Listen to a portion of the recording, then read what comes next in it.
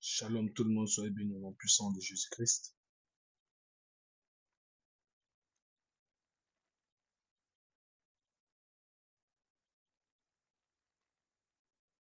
Aujourd'hui, nous allons continuer notre enseignement.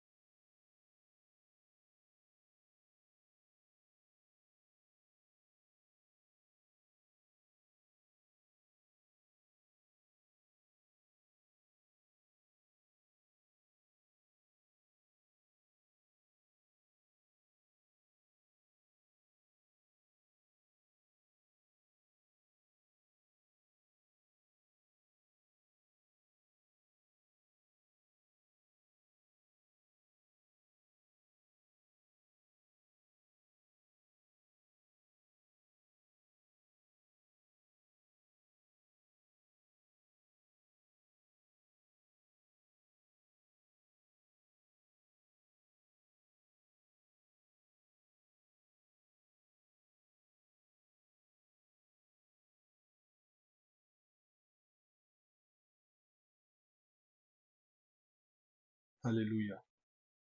Donc, soyez bénis, frères et sœurs. Père, dans le nom puissant de Jésus-Christ, nous élevons la voix, nous voulons te dire merci, merci de ce que Seigneur, tu es bon, de ce que tu es puissant, de ce que ta main nous accompagne. Et que Seigneur, que ta gloire continue à nous enseigner tes merveilles, parce que ta gloire, c'est ton onction. Ta gloire, c'est toi-même. Saint-Esprit de Dieu, révèle-nous des mystères cachés, afin que nous puissions comprendre au travers de ces écritures combien de fois tu nous aimes, combien de fois tu nous as aimés, combien de fois tu continues à nous aimer, combien de fois tu interviens en notre faveur. Soyez bénis, frères et sœurs, au nom puissant de Jésus-Christ. Amen. Donc, frères et sœurs, comme vous pouvez le constater, j'ai encore mis le verset biblique sur le côté droit de l'écran. Donc, vous pouvez le lire avec moi. Donc, soyez bénis chez vous. Alors, je vais les lire dans une version plus courte parce que je vais d'abord lire dans la version de Bible de Yahushua. Et puis, vous aussi pourrez les lire dans la version Louis II. Ça dépendra de vous. Que le Seigneur vous bénisse là où vous êtes, vous et vos familles, vous et vos assemblées. Que le Seigneur bénisse tous les pasteurs, tous les prédicateurs, tous les peuples de Dieu. Que le Seigneur vous bénisse abondamment au nom puissant de Jésus-Christ. Ceux qui ne me connaissent pas, je suis le frère Guy Hervé, ancien de l'église Assemblée des Saints de Bentoa Plateau en Guinée-Conakry. Et que le Seigneur continue à fortifier ses enfants, ses serviteurs, ses prédicateurs, parce que ce n'est pas facile. Beaucoup de prédicateurs sont abandonnés, sont martyrisés, beaucoup sont eux-mêmes dans les tourments, mais que le Seigneur qui est fidèle puisse continuer à vous fortifier pour l'œuvre pour laquelle vous a appelé, pour laquelle vous appelez au nom de Jésus-Christ. Donc je lis dans le livre de 1 Pierre chapitre 1 à partir du verset 6. Soyez bénis, frères et sœurs. Alors, il est écrit, en cela, vous exultez même si maintenant, puisqu'il le faut, vous êtes pour un peu de temps affligés par diverses épreuves, afin que la preuve de votre foi, beaucoup plus précieuse que l'or qui périt, mais qu'on éprouve au moyen du feu, soit trouvée au sujet de louange, soit trouvée, pardon, un sujet de louange, d'honneur et de gloire, lors de la révélation de Yeshua Mashiach, lequel vous aime sans l'avoir vu, lequel vous aimez, pardon, sans l'avoir vu, à qui, sans le voir maintenant, mais croyant, vous exultez d'une joie inexprimable et glorieuse. Verset 9. Obtenez le salut de vos âmes qui est le but de votre foi. C'est au sujet de ce salut que les prophètes qui ont prophétisé concernant la grâce qui est en vous ont investigué et recherché, cherchant pour quel temps et quelles circonstances indiquait l'esprit du Mashiach qui était en eux et qui affirmait d'avance les souffrances de Mashiach et les gloires dont elles seraient suivies. Il leur fut révélé que ce n'était pas pour eux-mêmes, mais pour nous, qu'ils administraient ces choses qui maintenant vous ont été annoncées par le moyen de ceux qui vous ont prêché l'évangile par le Saint-Esprit envoyé du ciel. et dans lesquels les anges désirent regarder avec la tête penchée en avant. Alléluia. Donc, on va s'arrêter là. Ça, c'est la version de la Bible de Joshua, Mashiach. La Bible de Joshua, c'est ce qui est présentement affiché à l'écran. Donc, je vais prendre une version encore plus simple pour vous aussi, la Bible de Louis II. Je vais prendre une version encore plus simple pour vous. Toujours 1 Pierre, chapitre 1er, à partir du verset 6. C'est ce qui fait votre joie. Même si maintenant, puisqu'il le faut, vous êtes un peu de temps attristé par diverses épreuves. Ainsi, la valeur éprouvée de votre foi, le mot éprouvé est très important, la valeur éprouvée de votre foi, beaucoup plus précieuse que l'or, qui est périssable et que l'on soumet pourtant à l'épreuve du feu, aura pour résultat la louange, la gloire et l'honneur lorsque Jésus-Christ apparaîtra. Vous l'aimez sans l'avoir vu, vous croyez en lui sans le voir encore, et vous vous réjouissez d'une joie indescriptible et glorieuse, parce que vous obtenez le salut de votre âme pour prix de votre foi. Les prophètes qui ont parlé de la grâce qui vous était réservée ont fait de ce salut l'objet de leur recherche et de leur investigation. Ils cherchaient à découvrir l'époque et les circonstances indiquées par l'Esprit de Christ qui était en eux lorsqu'ils attestaient d'avance les souffrances du Messie et la gloire dont elles seraient suivies. Il leur a été révélé que ce n'était pas pour eux-mêmes, mais pour vous, qu'ils étaient au service de ce message. Des hommes qui vous ont prêché l'évangile par le Saint-Esprit envoyé du ciel vous ont maintenant annoncé ce message dans lequel les anges eux-mêmes désirent plonger leur regard. Donc, frères et sœurs, nous avons vu au préalable que, à partir du verset 1 jusqu'au verset 5, que le Seigneur Jésus qui nous a aimés d'un amour incommensurable, un amour qu'on ne peut pas négliger. Et donc, dans cet amour que le Seigneur a manifesté, le Maître de gloire, dans le nom puissant de Jésus-Christ, a permis qu'il puisse venir mourir et nous racheter. C'est-à-dire que nous étions condamnés à aller en enfer, condamnés à aller dans l'étang de feu. Parce que l'enfer est une partie de l'au-delà. L'enfer est une partie de l'au-delà. Dans l'au-delà, il y a l'enfer, il y a le sein d'Abraham. Dans l'au-delà, il y a l'enfer, il y a le sein d'Abraham. Quand le Seigneur Jésus-Christ est mort et qu'il est descendu dans l'au-delà, il est allé d'abord aux enfers déposer le fardeau, nos péchés qu'il avait pris sur lui. Il est allé mettre ça dans le feu. Il est allé brûler cela. Il est allé se dépouiller de cela. Ensuite, le Seigneur Jésus-Christ a sauté le trou, ces grands trous-là, qu'on ne pouvait pas sauter. Seuls les esprits pouvaient sauter ce trou. Les anges et les démons. Le maître de gloire, Seigneur Jésus-Christ, maître de la vie éternelle, a sauté ce trou pour se retrouver au sein d'Abraham. Arrivé au sein d'Abraham, le Seigneur s'est révélé. Et comme ces personnes-là ne connaissaient pas encore le paradis, parce que tous ceux qui mouraient en dehors d'Élie, de Moïse, qui a eu une punition, qu'un jour par la grâce de Dieu, j'expliquerai cela, du voleur que le Seigneur Jésus-Christ était allé montrer dans les cieux, la route, avant qu'il n'aille en enfer, et également Enoch, qui était le premier. Tous ceux qui mouraient, même Abraham, était dans l'au-delà, mais le sein d'Abraham. Ok? Là-bas, il pouvait ressentir les tourments. Là-bas, il pouvait comprendre, voir les frères qui souffraient. Là-bas, il pouvait voir les parents qui souffraient. Ils n'étaient pas en paix. La Bible dit qu'ils étaient captifs.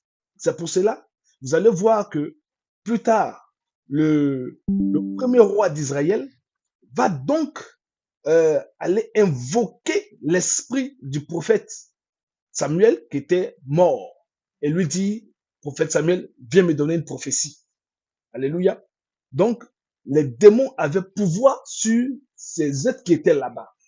Le Seigneur Jésus-Christ étant allé prêcher au peuple qui était mort durant le déluge, il est allé les prêcher pour les annoncer eux aussi l'évangile puisqu'ils n'avaient pas connu l'évangile. Tous ceux-là qui sont morts au temps de Noé, là, le Seigneur était allé les prêcher à eux. Et donc, le Seigneur, après d'avoir prêché, qu'ils aient cru, qu'ils n'aient pas cru, nous On ne sait pas. Nous n'étions pas là-bas. La Bible dit que plus tard, il est allé donc prendre tous ceux-là qui étaient dans le sein d'Abraham. Et lui, le Seigneur Jésus-Christ, connaissant le chemin, est sorti le premier du tombeau. Quand il est sorti le premier du tombeau, tous les tombeaux des prophètes, tous les tombeaux des prophètes ont tremblé, ont éclaté. Et les prophètes, tous ceux qui sont morts, parce qu'ils ont dit les tombeaux des prophètes, ne comprenez pas les tombeaux des prophètes, tous ceux qui sont saints. C'est pas que les prophètes seulement, tous ceux qui sont saints, tous ceux qui ont cru à Jésus-Christ, à l'image de El Shaddai, Jésus-Christ qui était à l'image, qui était en ce moment, qui ne s'est pas révélé comme étant Jésus-Christ, mais qui s'est révélé comme l'ange de l'éternel, Jésus-Christ qui s'est révélé comme étant l'ange de l'éternel, Jésus-Christ qui s'est révélé comme étant Elohim, Jésus-Christ qui s'est révélé comme étant euh, Jehovah Rapha, Jehovah Nissi, Jehovah Jareh, Jésus qui s'est révélé comme étant le Shalom, ok? Donc, il est sorti en premier et tous les prophètes, donc tous les saints l'ont suivi. La Bible nous dit que dans le Nouveau Testament, qu'ils ils se sont promenés où? Dans tout Jérusalem. Et par la révélation du Saint-Esprit, tout le peuple d'Israël, tout Jérusalem a compris que ceux qui sont sortis du tombeau là, ceux qui se promènent comme ça là, ce sont les prophètes, notamment ce sont les saints de l'ancienne alliance. Et c'est là que Jésus-Christ va faire sa deuxième montée au ciel. Parce que sa première montée, il fallait qu'il monte pour aller montrer la route du paradis à qui? Au voleur à la croix. Car il a dit au voleur, tu serais avec moi aujourd'hui au paradis. Comment Jésus peut être au paradis et après aller encore en enfer pour prêcher? Donc, il a montré le chemin parce que c'est lui, Jésus, qui est le chemin, qui est la vérité et qui est la vie. Il est allé montrer le chemin au voleur. Et le voleur, c'était sa première montée. Quand il est descendu et qu'il est ressuscité, il est allé accompagner qui? Tous les saints, donc tous les prophètes qui étaient ressuscités avec lui. C'était sa deuxième montée. Alors, il va dire à Marie, ne me touche pas, Marie, je monte vers mon Père, vers votre Père, vers mon Dieu et votre Dieu. Va dire à mes frères, là où ils doivent se retrouver. Il a donné donc le rendez-vous et il est monté. C'était sa deuxième montée. Quand il est revenu quelques jours, quand il est revenu plus tard, alléluia, il a donc fait 40 jours sur la terre. Après avoir fait 40 jours sur la terre, ça allait correspondre à la fête de Pentecôte. La fête de Pentecôte est une fête juive qui fête l'anniversaire ou la commémoration, je vais dire commémoration, mais qui rappelle le jour où Dieu a donné la loi de Moïse. Dieu a donné la loi de Moïse. La fête de Pâques, c'est le jour où Dieu a sauvé le peuple d'Israël. Ce ne sont pas des fêtes chrétiennes. Ce ne sont pas des fêtes chrétiennes. Ce sont des fêtes juives. Donc, 3 jours dans le tombeau, après sa résurrection, il va revenir plus tard. Il va faire 40 jours. Ça va faire 40, 3 jours, n'est-ce pas? Et il va monter au ciel. Donc, le Seigneur Jésus-Christ va monter au ciel le 43e jour. Il va monter au ciel et il va les promettre que le Saint-Esprit va venir. Est-ce que vous comprenez, frères et sœurs? Le Saint-Esprit va venir. Ça faisait 43 jours.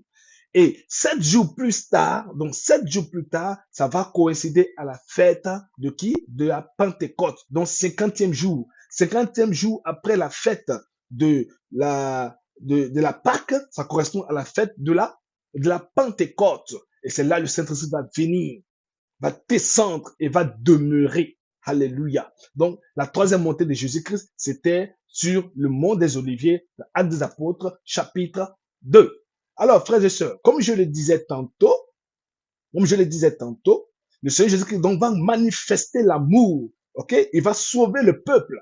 Il va nous transformer. Il va faire de nous des enfants de Dieu héritiers avec lui. Et il va changer notre identité. Nous qui sommes censés être condamnés, le Maître Jésus-Christ, le Sauveur de l'humanité, le Dieu véritable, l'incomparable, le seul vrai Dieu qui est à la fois le Père, le Fils, le Saint-Esprit. Alléluia. C'est lui qui va donc nous transmettre le salut. Amen, amen. Et donc, ça c'est jusqu'au verset 5. Et donc, à partir du verset 6, alors, je relis pour vous. Il dit donc, c'est ce qui fait votre joie. Vous comprenez maintenant? Parce que au verset 5, on nous a dit que il y a une grâce, il y a une bénédiction, il y a des faveurs qui nous ont été réservées dans les cieux. Et nous sommes préservés au moyen de la foi pour le salut, prêt à être révélé dans les derniers temps. Or, le salut, là, c'est Jésus-Christ. Le salut, c'est le Jésus-Christ. C'est pourquoi, lorsque Jésus-Christ était né, plus tard, il y aura Anne, il y aura d'autres prophètes, je crois Siméon, qui vont à côté, qui vont dire, voici le salut d'Israël.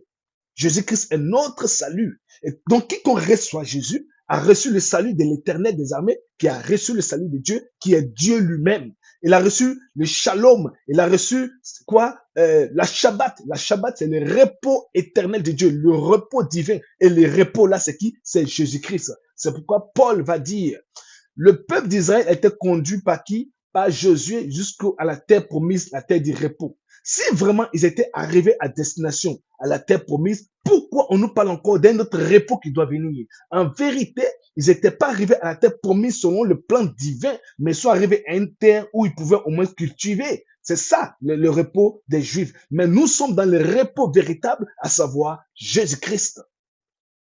À savoir Jésus-Christ qui est le salut, qui est le repos, qui est la paix, le shalom, qui est l'amen, qui est qui encore, qui est le tout-puissant, qui est le repos éternel. Alors il va dire, c'est ce qui fait notre joie. Donc le fait d'être rassuré que le Seigneur Jésus-Christ est vivant et qu'il nous a prédestinés, il nous a envoyés dans son royaume, fait de nous des personnes qui sont dans la joie. Alors le verset 6 donc, aura donc tout son sens en disant, ce qui fait votre joie, même si maintenant, puisqu'il le faut, vous êtes un peu de temps attristé par diverses épreuves. Veuillez m'excuser, donnez-moi quelques minutes, je reviens. OK, l'appareil est déchargé, je reviens.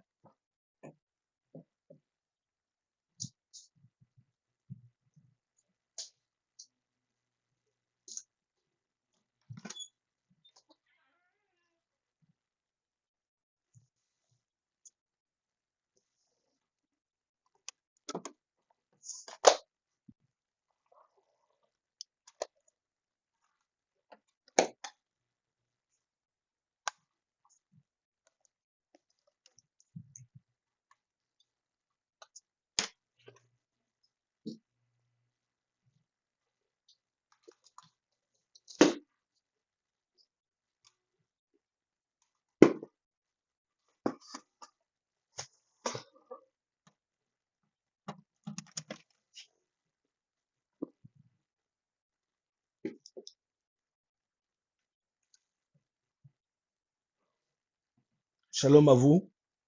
Alors, je suis de retour. Donc, la Bible nous dit quoi? Que c'est ce qui fait votre joie. Donc, Pierre est en train de nous confirmer que, frères et sœurs, que c'est notre joie. Quelle est cette joie? C'est parce que nous avons l'assurance du royaume des cieux. Nous avons l'assurance que Dieu est notre Père, frères et sœurs. C'est ce qui est écrit. Alléluia. Alors, il va nous dire que, bien que nous sommes sur cette terre-là, nous allons être attristés pour un peu de temps. Donc, frères et sœurs, quand vous êtes chrétien, quand vous êtes enfant de Dieu, un chrétien est reconnu par Jésus-Christ. Ne pense pas que parce que vous êtes enfant de Dieu, la souffrance ne va pas venir. N'oubliez pas, il a dit que celui qui vient avec moi, celui qui me suit, tous ceux qui ont abandonné père, mère, pour faire l'œuvre de Dieu, tous ceux-là qui ont accepté s'opposer à la tradition, aux familles, c'est-à-dire que quand le Seigneur Jésus-Christ a dit que je suis venu pour mettre un conflit entre le père et le fils, entre la mère et la fille. Cela ne veut pas dire qu'ils vont se bagarrer dans la maison. Dans le langage spirituel, dans le plan de Dieu, dans le langage hébraïque, ça voudrait dire c'est un conflit générationnel, un conflit de l'ancienne compréhension des Écritures, et un conflit de la nouvelle compréhension des Écritures, notamment la révélation de Jésus-Christ. Les anciens avaient une façon de comprendre, une façon d'analyser qui est purement humain, mais la nouvelle génération va maîtriser la révélation, c'est la nouvelle naissance. Parce que Jésus-Christ, souvenez-vous, quand il avait 12 ans, la Bible n'a pas dit qu'il était allé enseigner, la Bible n'a pas dit qu'il était allé prêcher lorsqu'ils sont allés pour la dîme. Cette façon d'aller faire la fête et manger là, c'est une forme de dîme. Frère, il y a 4 types de dîmes. Donc, ne soyez pas étonnés quand j'ai dit qu'ils sont allés faire la dîme. Le pèlerinage qu'ils ont fait là fait partie des 4 dîmes. Ça fait partie des 4 dîmes. Là où chaque année, le peuple doit se retrouver dans un endroit où l'Éternel fait résider son nom. Avant, c'était à Shiloh, mais au temps de Jésus, c'était à Jérusalem. C'était à Jérusalem. Et donc, Dieu l'a dit que cette forme de dîme-là, vous devriez partir avec toute la famille et prendre, faire ton bilan. Et puis, quand tu finis de faire ton bilan, tu prends la dîme de ce que tu as. Tu sais, si tu peux la comme dans ta main, tu serres dans ta main et tu marches, tu vas jusqu'à Jérusalem. Si c'est beaucoup, qu'il y a beaucoup de bœufs, tu revends et puis tu prends l'argent avec toi, tu vas jusqu'à Jérusalem et là-bas, ta famille et toi, vous allez boire l'alcool, vous allez manger, vous allez festoyer pendant presque, je crois bien, une semaine, ouais, une semaine ou plus, et puis vous allez revenir. Mais n'oublie pas les prêtres qui est là-bas, n'oublie pas l'étranger, n'oublie pas les orphelins, les veuves, donnez-les aussi à manger. Ok, donc c'est comme si vous faites une sortie en famille pour rendre gloire à Dieu. Peuple de Dieu, vous faites une sortie en famille. Quand vous avez un peu de moyens, quand vous mangez bien, quand vous avez tout, mettez-vous à l'aise. Faites du bien à vos enfants, faites du bien à vos femmes, faites du bien à vos maris, faites du bien à vos parents. Mettez-vous à l'aise. C'était ça, ok? Le Seigneur Jésus-Christ, donc, à ce moment-là, quand il avait 12 ans, il va donc commencer le ministère sans être vu. Il va commencer le ministère sans être vu. Parce qu'il va dire à Marie, sa mère, pourquoi vous vous inquiétez? Vous ne savez pas que je dois m'occuper des œuvres de mon père? Et Marie va lui dire, ton père et moi, nous nous inquiétons. Quel était le père? C'était encore le maître de gloire, la nature de Jésus-Christ en tant que père. Alléluia. Et donc, le Seigneur Jésus-Christ va poser des questions aux anciens. La Bible n'a pas dit qu'il enseigne, la Bible qu'il posait des questions. Or, c'est l'ensemble de ces questions qu'il posait, la totalité de ces questions qu'il posait, qui était quoi? Qui était devenu le ministère qu'il était en train d'enseigner. Donc, la révélation exacte de la loi de Moïse, l'esprit de la loi de Moïse, c'est ce que lui, il était en train d'enseigner. Alléluia. Et donc, il va nous dire dans ce passage que vous qui avez abandonné père, mère, tout ça, femmes et enfants, vous allez avoir beaucoup de pères, vous allez avoir beaucoup de femmes, vous allez avoir beaucoup d'argent, vous allez avoir beaucoup de tout, mais aussi beaucoup de tribulations. Quand il dit beaucoup de femmes, c'est pas que les gens seront polygames, c'est la valeur de la femme que tu vas avoir en suivant Dieu. C'est la valeur du père. Donc, tu auras beaucoup de pères. C'est une grande valeur. On ne peut pas estimer la valeur d'un père. On ne peut pas estimer la valeur d'une famille. On ne peut pas estimer la valeur d'une mère. On ne peut pas estimer la valeur des richesses abandonnées. La Bible dit que vous allez avoir cela au centuple. Au centuple. Ça veut dire quoi? La valeur d'une mère qu'on ne peut pas estimer, tu vas avoir cette valeur 100 fois. La valeur d'un père que tu peux estimer, tu vas voir cela 100 fois. La valeur d'une femme que tu peux estimer, tu vas voir cela 100 fois. La valeur d'un enfant que tu peux pas estimer, tu vas voir cela 100 fois. Mais aussi beaucoup de tribulations. Donc, il ne faut pas être chrétien aujourd'hui. Tu travailles des épreuves et puis tu dis, moi, je n'ai pris plus. Moi, je ne vais plus à la prière. Moi, je ne veux plus gêner. Je suis fatigué. Tu es fatigué, mais qui souffre? Tu es fatigué, qui souffre? La Bible dit, invoque-moi au jour de la détresse et je te répondrai. Mon frère, on invoque l'éternel lorsque nous sommes dans les difficultés. C'est pour ça qu'il faut l'invoquer. Tu ne peux pas rester là dans tes problèmes, dans tes difficultés, au lieu d'invoquer l'éternel des armées, celui qui est ton Père, le véritable. Tu dis, non, moi, j'ai trop prié, c'est fatigué. Est-ce que ta prière est conforme? Est-ce que ta prière est correcte? C'est ce que tu dois voir, c'est ce que tu dois vérifier. Et il faut persévérer. La Bible dit qu'Élie est un homme de même nature que nous. Il a prié sans cesse. Il a prié sans cesse. Près, quand tu connais ton problème, il faut prier. Ne regarde pas, n'attends pas quelqu'un. N'attends pas qu'on te pose les mains. N'attends pas qu'on te vende l'huile d'onction. N'attends pas qu'on te vende des gouttelettes d'eau. N'attends pas qu'on te vende un tapis spécial ou un drap spécial. N'attends pas qu'on te vende quelque chose. Mon frère, lève-toi dans la prière, toi et ta famille. Et crois. Car le Seigneur Jésus-Christ dit, jusqu'à présent, vous n'avez encore rien demandé à mon nom. Demandez à mon Père, je le ferai. Il dit encore, demandez-moi, je le ferai. Parce que c'est lui qui a à la fois le Père, c'est lui qui a le Fils, c'est lui qui a le Saint-Esprit. Demande-lui, il va le faire. Mais demande-lui selon les règles, les principes des Écritures. Alléluia. Donc, arrête de tergiverser. Lorsque tu as des conflits, tu dis, ah, est-ce que Dieu même existe? Est-ce que c'est vrai? Pourquoi est-ce que cela m'arrive? Tu veux que ça arrive à qui? Tu veux que qui prenne ton pot cassé?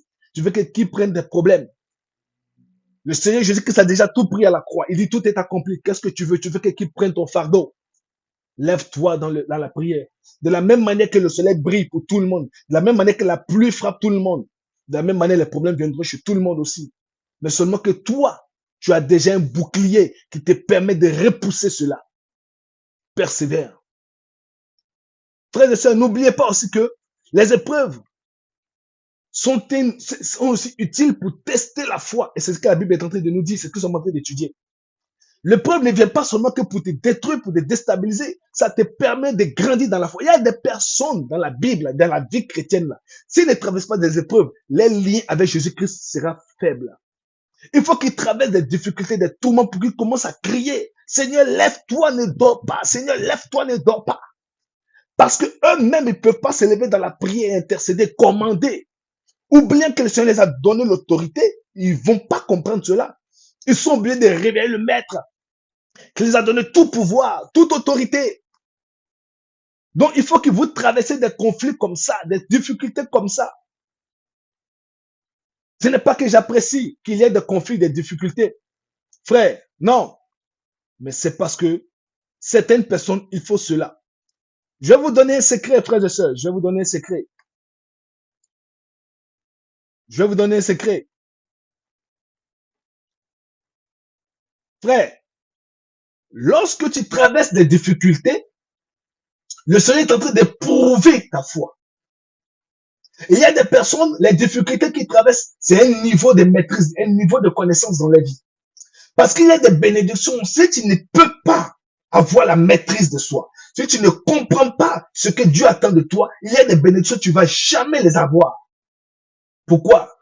Parce qu'il faut traverser des épreuves pour que le Seigneur soit sûr et certain que tu as compris cela. Pour que le Seigneur te montre que la voie sur laquelle tu marches, elle n'est pas bonne. Voici la bonne voie. Parce que Dieu va te révéler par des enseignements et tu ne vas pas comprendre. Mais il va donc permettre que des difficultés arrivent à tes pieds. La Bible nous dit que quelles que soient les épreuves qui viennent, sachez que les épreuves qui viennent là, Dieu nous donne la force nécessaire pour pouvoir surmonter cela.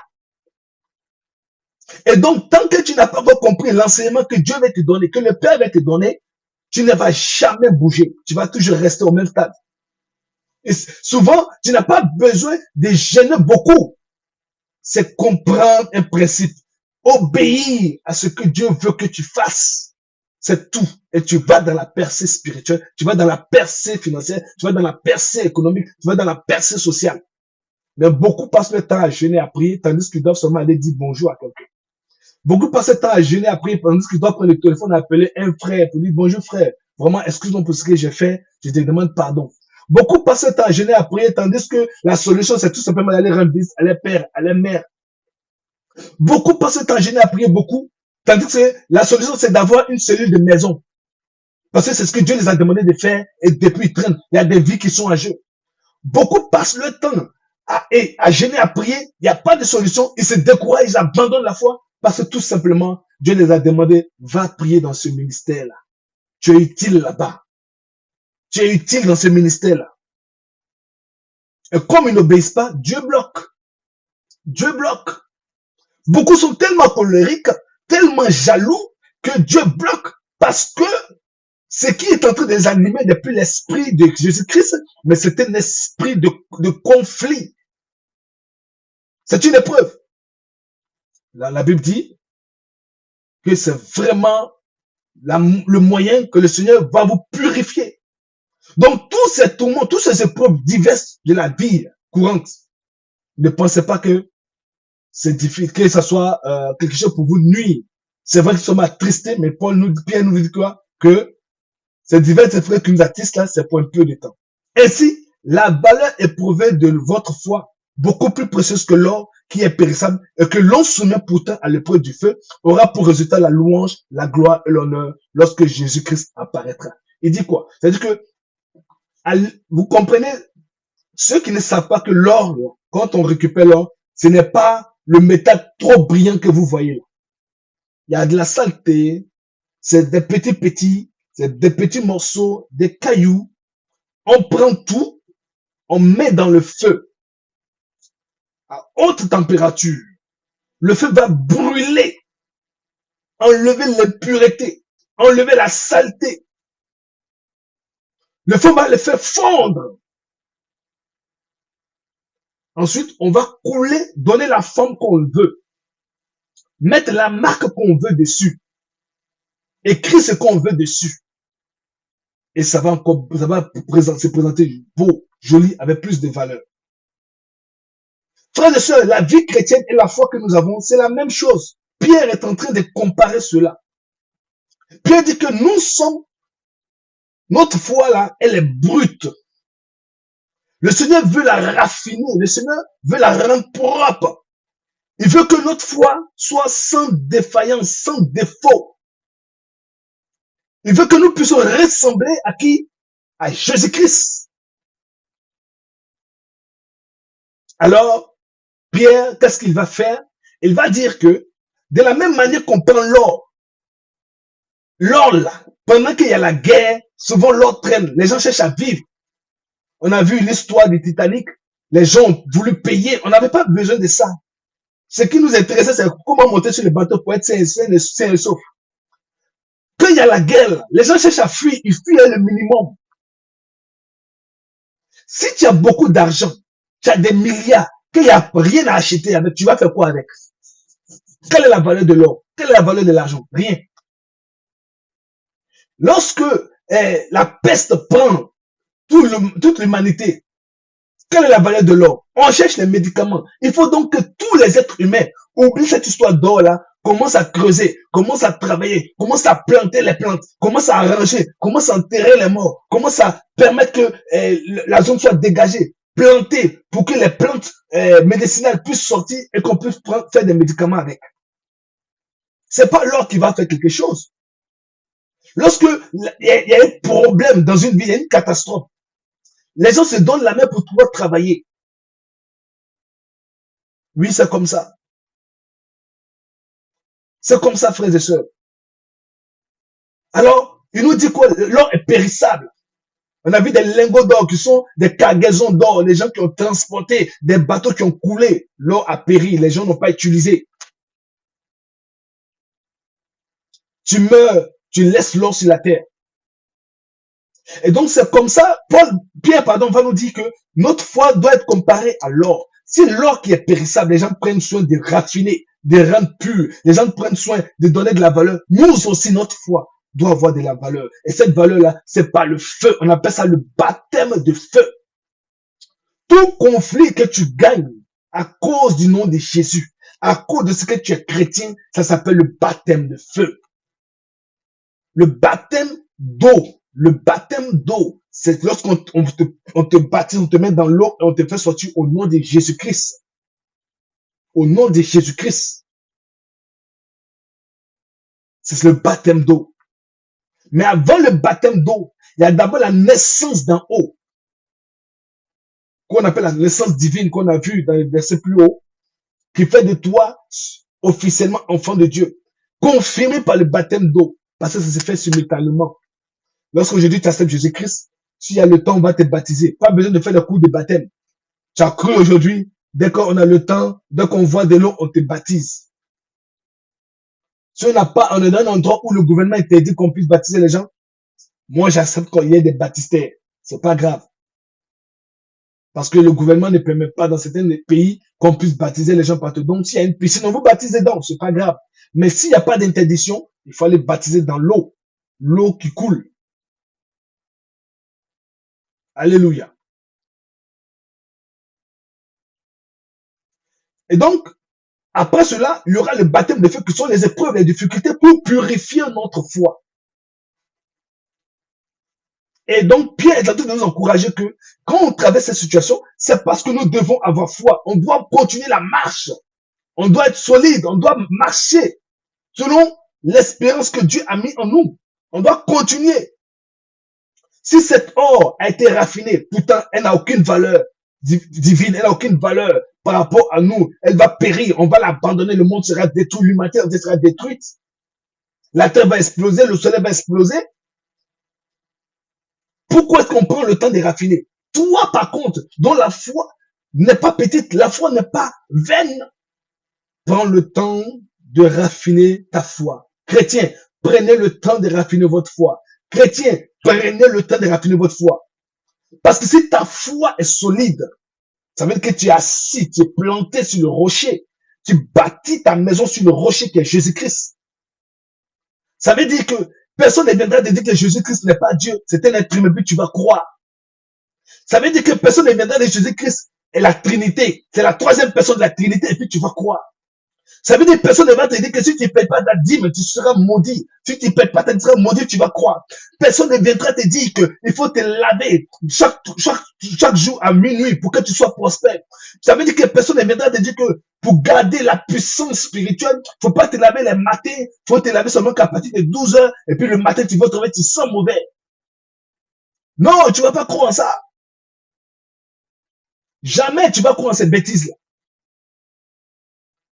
Non, si tu ne payes pas la dîme, c'est que vraiment tu es maudit. C'est que le dévoreur va venir. Si tu ne fais pas la circoncision, alors tu n'es pas enfant de Dieu. Ah bon? On est enfant de Dieu en faisant circoncision, mais en croyant en Jésus-Christ. Il y a des personnes qui passent le temps pour dire Dieu m'a révélé que tu dois venir servir dans mon église. Au lieu d'appeler le pasteur de ce monsieur-là, pour dire, ah, permets-moi que ton fils vienne servir avec toi pendant un certain temps. Non, non. Il commence à dire, là où tu es, l'église où tu es, c'est pas ton église. Vraiment, ce n'est pas bien. Moi, je veux que tu viennes parce que tu sais jouer batterie, parce que tu sais jouer piano, parce que tu sais chanter, parce que tu as l'argent. Tandis que le pasteur avec qui tu es là, c'est lui qui veillait et priait sur toi. Il priait avec ta famille. Maintenant que ça commence à réussir, c'est lui qui a payé les cours de piano, les cours de batterie. Maintenant que ça commence à marcher pour toi, tu commences à être bien utile dans ton assemblée, il vient te donner prophétie. Dieu m'a dit que tu viens servir avec moi. Pourquoi tu n'envoies pas, tu vas pas rencontrer le pasteur de ce jeune A, de cet homme-là, pour lui dire, frère, j'aimerais que tu me donnes ton fils pour qu'il puisse servir avec moi. J'en ai besoin. Sois honnête. Parce que chacun de nous avons du travail à faire. Pourquoi vous inventez des mensonges? Pourquoi vous faites ça?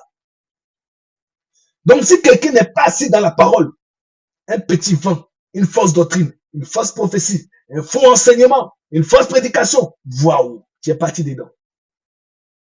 Tu es emporté. Parce que les chrétiens aujourd'hui ne veulent pas s'asseoir, ne veulent pas être bâtis selon la doctrine des apôtres.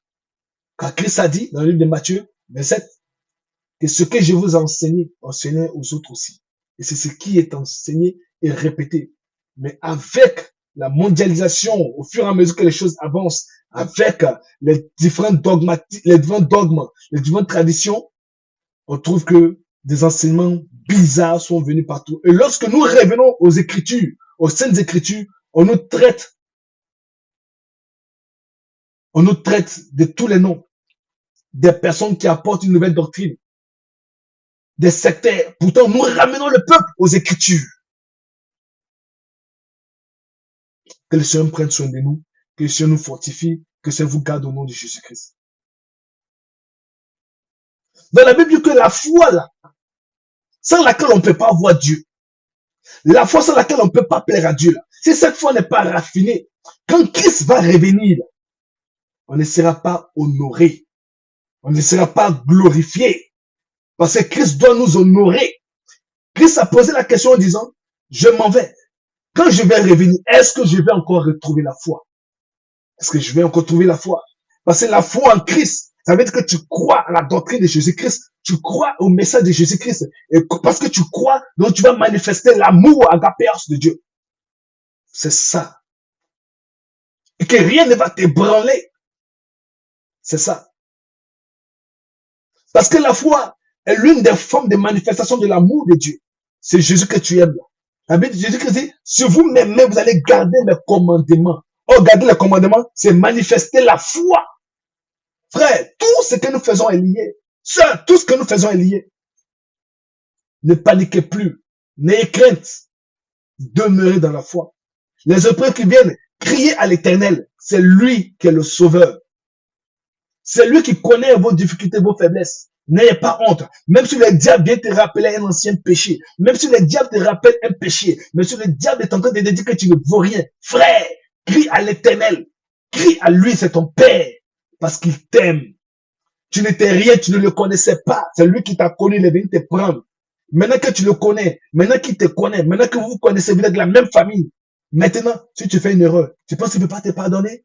S'il peut te pardonner, il peut te pardonner. Notre Dieu est un Dieu d'amour, un Dieu de grâce et de bonheur, un Dieu de faveur. Confesse tes péchés. Reviens à lui.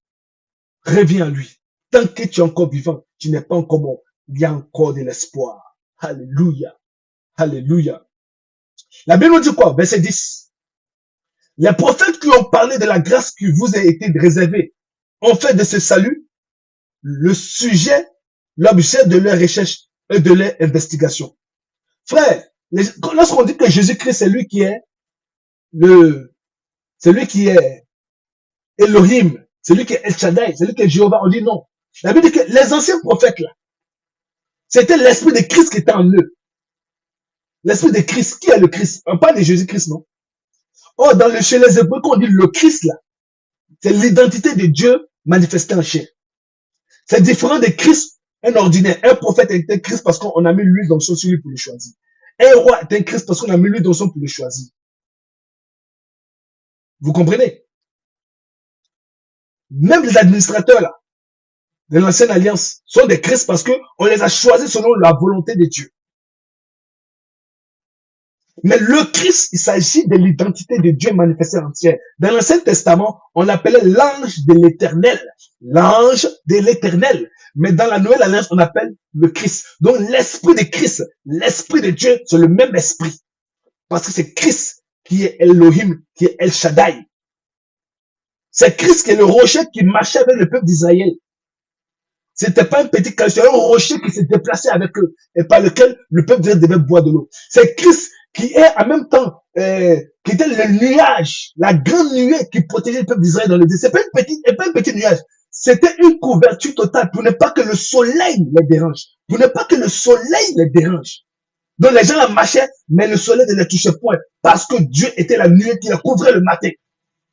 Et la nuit, c'était la colonne de feu. Donc quand tu es de loin, tu vois tout le peuple d'Israël est dans la colonne de feu et le soleil, cette colonne est en train de se déplacer. La Bible nous dit que la colonne de feu, c'est un pied d'un ange. C'est le pied d'un ange, un seul pied d'un ange. Ça correspond à une colonne de feu. Maintenant, imaginez, c'est Dieu même qui met son pied. Dieu qui apparaît comme étant ange, qu'on appelle l'ange éternel, c'est un de ses pieds, ça. C'est plus puissant que les pieds de tous les autres anges. Donc, les anges ont des pieds sur terre qu'on appelle colonne de feu. Maintenant, l'éternel lui-même, là, imaginez un peu la densité. C'est ce Dieu-là qui est Jésus-Christ, que nous sommes en train de servir. C'est à cause de ça, Jean-Baptiste va nous dire que dans les cieux, je ne suis même pas digne de rentrer dans la présence du Maître, du Jésus-Christ. Même pour le servir là-bas. Là-bas, il ne suis même pas digne. Nous avons un grand Dieu comme ça. Et puis des gens vont venir vous mentir. Vous allez écouter ces gens-là. Frère, restez attachés à Jésus-Christ parce que le salut est vrai. Restez attachés à Jésus-Christ parce que le salut est authentique. Alléluia. Permettez-moi de terminer, le temps est déjà avancé. Permettez-moi de terminer. Au verset 12, il dit, dans les prophètes qui ont parlé de la grâce qui vous était réservée. Donc la grâce, c'est Jésus-Christ. C'est le salut. C'est la révélation des mystères qui sont dans l'Ancien Testament révélés, c'est-à-dire que manifestés en Jésus-Christ. Réservés en fait de ce salut l'objet de leur recherche et de leur investigation. Ils voulaient comprendre les temps, les circonstances, les époques, à quel moment ça va venir. Je vous dis, hein, beaucoup de personnes ont fait la recherche là. Même quand Jésus-Christ est né, certains continuent à faire la recherche. Parce que quand les rois mages sont venus, là, quand les mages sont venus, les anciens ont dit, voici là où il doit naître. Ils ont donné le verset. Eux, ces versets-là, avant de dire Bethléem, la plus petite de toutes les villes, mais de toi naîtra le Messie, le Christ, avant de dire ça, là, il a dit que cet enfant qui naîtra, son origine est depuis l'éternité. Il savait qui il naissait. Il savait pourquoi ils ont donné ça. Parce qu'ils aussi, c'était aussi l'objet de leur recherche aussi. Quand Jésus-Christ est né, les parents des gens, les pécheurs, des Pierre qui étaient amis, elles aussi, ils cherchaient le Messie Christ qui doit venir chercher ça. Ils étaient en train de mener des enquêtes. Apollos aussi est en train de mener des enquêtes aussi. C'est pourquoi Apollos prêchait Jésus-Christ sans connaître Jésus-Christ. Beaucoup de personnes menaient des enquêtes pour identifier, pour savoir qui est en train de venir. Beaucoup menaient des enquêtes. Mais tous les prophètes, on leur a dit, ce n'était pas pour vous. Donc vous allez beau chercher, vous n'allez pas trouver l'époque, le temps, le moment. Vous avez juste des informations. Mais c'est pas pour vous. C'était pour nous. Alléluia. C'était pour nous. Gloire soit Dieu au Seigneur Jésus-Christ. Ils cherchaient à découvrir l'époque et les circonstances indiquées par l'Esprit de Christ qui était en eux lorsqu'ils attestaient d'avance les souffrances du Messie et de la gloire dont elles seraient suivies. Donc le Christ devait venir sur terre comme un homme, mourir comme un homme, ressusciter, monter au ciel, et lorsqu'il va revenir, le temps messianique, tout ça, les prophètes ont parlé, Isaïe a parlé de ça, David a parlé de ça, Moïse a parlé de ça, tout le monde a parlé de ça. Ils cherchaient donc en vérité à connaître le temps, fixer une date. Ils ont fait des calculs pour fixer la date, la période. Dieu les a toujours dit, ce n'est pas pour vous. Vous allez beau fouiller, vous n'allez pas savoir quand je vais venir en tant qu'être humain sur la terre. De la même manière aussi, tous ceux-là, que ce soit témoin de Jéhovah, n'importe qui, vous êtes en train de calculer le temps pour chercher à savoir quand Christ va venir, quand sera le retour de Christ. Vous n'allez jamais savoir. Vous savez qu'il va revenir, mais quand là, personne ne saura cela. Personne ne saura cela. Parce que ce sera un moment où les gens ont oublié même, les gens sont même affectés par le manque par le manque de foi, sont affectés par des fausses doctrines, par de mauvaises lois qui empiètent sur la loi divine. Les gens vont oublier même que Dieu existe. C'est comme ça. Et il continue. Verset 12. Il leur a été révélé que ce n'était pas pour eux-mêmes, mais pour vous, qu'ils étaient au service de ce message. Les hommes qui vous ont prêché l'évangile par le Saint-Esprit envoyé du ciel vous ont maintenant annoncé ce message dans lequel les anges eux-mêmes désirent plonger les regards. Frère, je vais vous dire une chose. Voilà la valeur du message. Quel est le message? C'est que tu es sauvé si tu crois en Jésus-Christ. C'est que tu es devenu enfant de Dieu. Être enfant de Dieu, c'est une position divine, une récompense éternelle. Lorsque les anges ont combattu dans Apocalypse chapitre 12, la Bible dit qu'on les a donné la position des enfants de Dieu. Or, dans le livre d'Hébreux, lorsque les anges ont été créés, ils ont été créés pour nous, les humains, pour qu'ils puissent nous servir. Mais lorsqu'ils ont combattu, Dieu les a donné une position qui sont devenus les enfants de Dieu. Enfants de Dieu. C'est une position, c'est un titre. Amen, amen. C'est comme ça, le maître de gloire, ayant parlé de l'amour, ayant parlé du salut, et que les pères, les prophètes ont écrit, à qui Dieu a ordonné d'écrire, la Torah, écrire les livres antérieurs, de les conserver pour la génération que nous sommes, ont voulu comprendre à quoi aller au-delà. Dieu dit non, c'est pas pour vous. Ça, c'est pour la génération future, qui va venir, à venir. La grâce à qui ils sont en train d'enseigner là, eux, ils vont vivre ça. Et c'est ce qu'ils sont en train de vivre. L'amour de Jésus-Christ. L'amour de Jésus-Christ. Frères et sœurs, je vous encourage à demeurer toujours dans l'amour de Jésus-Christ. Parce que quand Dieu envoie un ange faire une commission, l'ange finit la commission. Et puis ça se trouve que là-bas, ils sont en train de prêcher Jésus-Christ. L'œuvre de la rédemption. Ils sont en train d'annoncer l'évangile. L'ange, comme il n'a pas de programme, il s'arrête, il regarde. Il est content de servir un Dieu puissant. Oui, c'est ce que la Bible dit. L'ange finit de faire le travail. Il vient faire le travail. C'est-à-dire que quand tu es en train de prier comme ça, c'est-à-dire que quand nous sommes en train de prier, en train de prêcher, en train d'enseigner les vérités bibliques,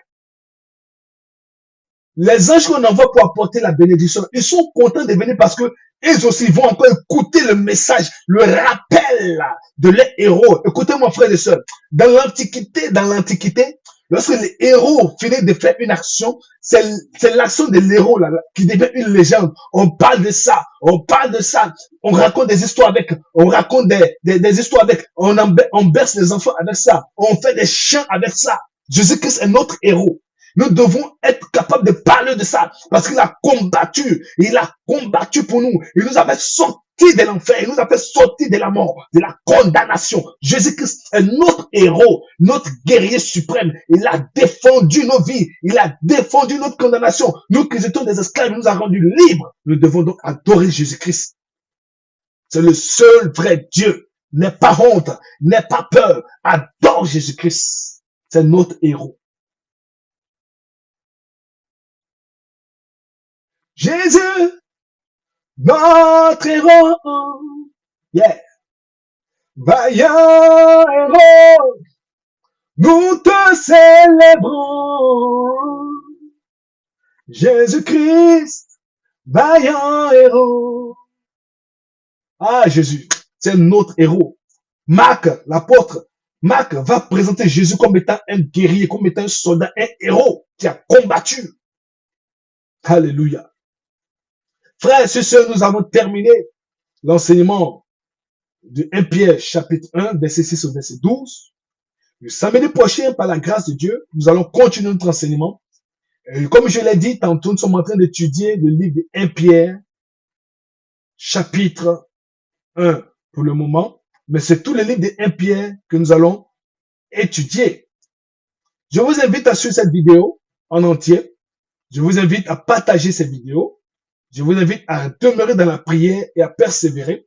Que là où vous êtes, partout où vous êtes, que la main de Dieu vous accompagne, que la main de Dieu vous garde, que l'onction de Dieu vous touche, que la révélation du mystère de Jésus-Christ soit votre portion au nom de Jésus-Christ. Que le Seigneur bénisse vos familles, que le Seigneur bénisse vos enfants, que le Seigneur bénisse votre foyer, vos activités et votre vie au nom puissant de Jésus-Christ. Shalom frères et sœurs et à bientôt au nom de Jésus-Christ. Amen.